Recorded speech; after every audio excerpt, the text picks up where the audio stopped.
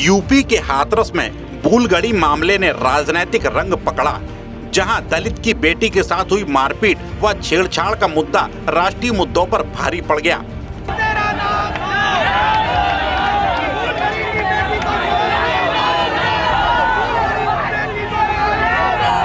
पीड़िता के परिवार का आरोप था कि उनकी बेटी के साथ रेप किया गया और उसका गला दबाकर जान से मारने की कोशिश की गई, जहां बेटी को गंभीर हालत में अलीगढ़ एडमिट कराया गया और तबीयत खराब होने पर दिल्ली रेफर कर दिया गया और वह दलित बेटी जिंदगी से जंग हार गई। इस घटना के पहले दिन से लेकर पीड़िता की मौत तक राजनीतिक पार्टियों ने अपनी राजनीति चमकाने का कोई भी मौका नहीं छोड़ा। किसी नेता ने आरोपियों के हाथ काटने का दम भरा तो किसी ने आंदोलन की चेतावनी दे डाली। तो हम माँ की कसम खा रहे, अगर उंगली हमारी तरफ लगाएंगे हम उनके हाथ को काट देंगे।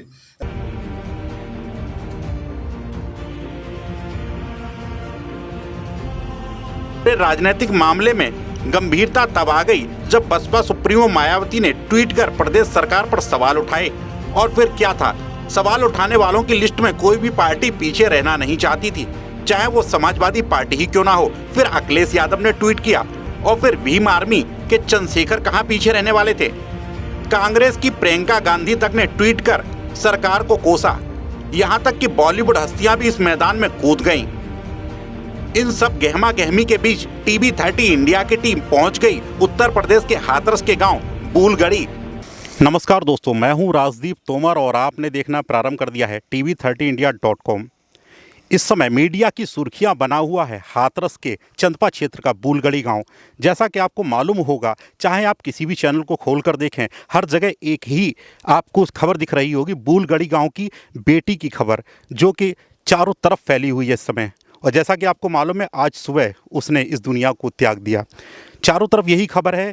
सियासी लोग इसका भरपूर फ़ायदा उठा रहे हैं, और कहीं ना कहीं ये बिहार चुनाव से जोड़कर भी देखा जा रहा है, क्योंकि जल्द ही बिहार में चुनाव होने वाले हैं और जिसको लेकर सियासी पार्टियां अपनी पूरी रणनीति बिछा चुकी हैं।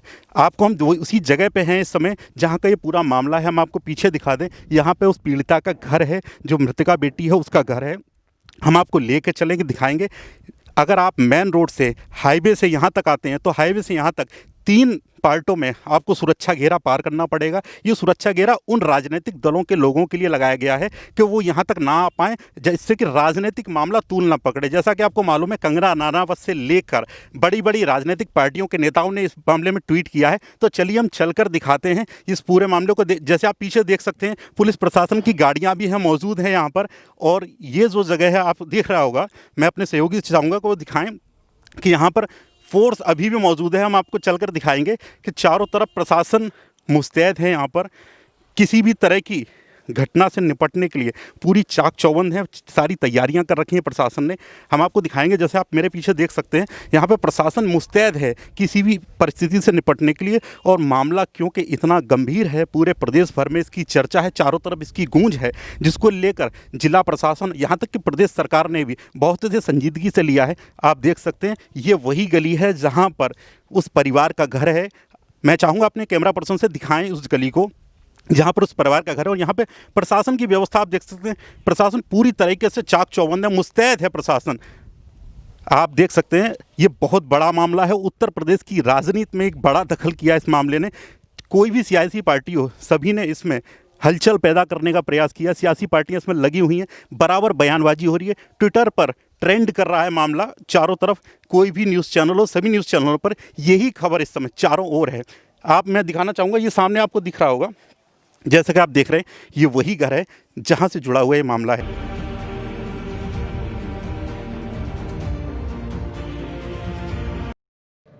हुई घटना के आधार पर पीड़िता के भाई द्वारा लिखित तहरीर देकर थाना चंदपा में FIR दर्ज कराई गई। 307 IPC के अंतर्गत मुकदमा दर्ज किया गया। कुछ दिनों पश्चात पीड़िता द्वारा बताया गया कि उसके साथ छेड़खानी की घटना भी हुई थी, उसी एक व्यक्ति द्वारा की गई थी जो कि पहले दिन नाम बताया था। उस आधार पर धारा में वृद्धि की गई। उसके पश्चात पुनः जब लड़की होश में आई तो उसने बताया कि पूर्व में उसे ध्यान नहीं आया था और 3 लोग और इस घटना में शामिल थे और 376 का मुकदमा पंजीकृत, 376 धारा की वृद्धि की गई। तो सर, ये PM रिपोर्ट आई, चारों अभियुक्त गिरफ्तार कर लिए गए। और पुलिस द्वारा इस दौरान अलीगढ़ मुस्लिम यूनिवर्सिटी में लड़की को भेजकर उसका हर संभव इलाज कराया गया। लड़की के माँ बाप को कन्विंस करके उसको दिल्ली भी इलाज हेतु भेजा गया, पर अनफॉर्चुनेटली आज सुबह उस लड़की की जो है उनको बचा पाने में डॉक्टर सफल नहीं हो पाए। और पीएम में पुष्टि हुई है घटना की, रेप की।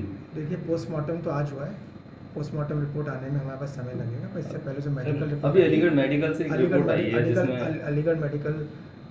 अलीगढ़ मुस्लिम यूनिवर्सिटी में जो मेडिकल कॉलेज है उन्होंने अपनी रिपोर्ट में इस संबंध में यही कहा है कि ये जो सैंपल है वो फॉरेंसिक साइंस लैब विधि विज्ञान प्रयोगशाला आगरा भेजा जाना चाहिए, जिसका वजह से 26 तारीख को वो सैंपल भेज दिया गया था, जिसकी रिपोर्ट आनी भी शेष है, जल्दी आ जाएगी। उसके आने के पश्चात ही इस संबंध में कैटेगोरिकली सर 19 तारीख को अभी तक 19 तारीख को धारा बढ़ाई 376D को ऐड किया गया। नहीं 19 से 22 तारीख को, क्योंकि 19 तारीख को उसने छेड़खानी की बात बताई। रिपोर्ट में सर कोई पुष्टि नहीं हुई अभी तक। अभी अलीगढ़ मेडिकल की जो रिपोर्ट आई है उसमें कोई पुष्टि नहीं है रेप की।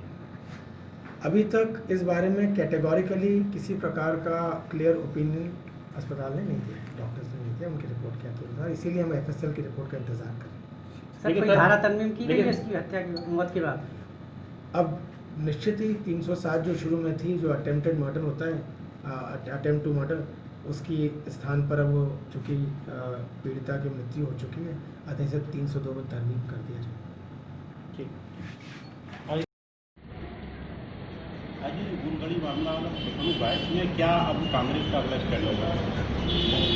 कांग्रेस जब तक संघर्ष करेगी जब तक कि उस बेटी को न्याय नहीं मिल जाएगा, क्योंकि विडंबना ये है कि जब बुलगड़ी थाना चंदपा में उस बेटी के साथ इतनी बड़ी घटना हुई, उस घटना के बाद पुलिस ने इस घटना को बिल्कुल गंभीरता से नहीं लिया।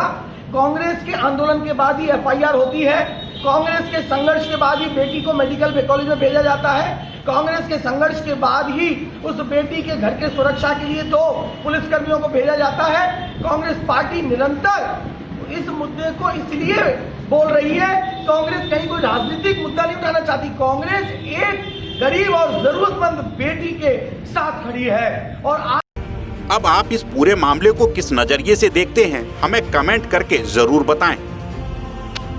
अपने आसपास की लेटेस्ट खबरों के लिए TV30 इंडिया को सब्सक्राइब करें और बेल आइकन को प्रेस करें।